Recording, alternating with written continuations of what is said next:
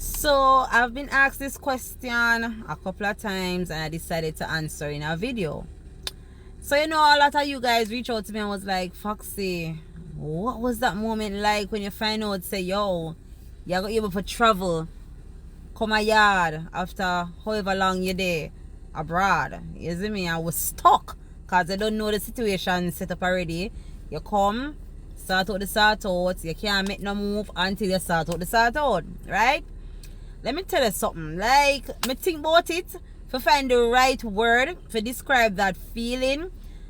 I don't know. I was just on cloud nine. I was shocked. Like, there's so many emotions that was involved. I was nervous. Me bawl. Me scream out in my house.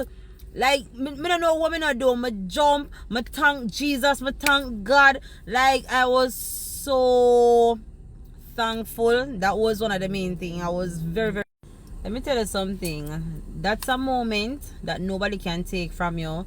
That joy and excitement, because we know say people go through trial and tribulation when you're going through this process, right? It's not easy. I mean, you have a few persons who don't know nothing about the hard side of this thing, but the majority of us know what it's like. Some of you guys are still going through it. Some of not even start go through it. But you know what I mean? When you finally reach that moment there where you are, it's like you come like you bust out of jail. You get me? You just feel like you were in jail. But for me, it never really saw jailish for me, because I don't know me a girl, me a travel and I go state to state and I do my thing and I live my life same way. But for some persons who just under a situation when you're trapped, trust me, when you get that little moment, then nobody can take that joy there away from you. It's different.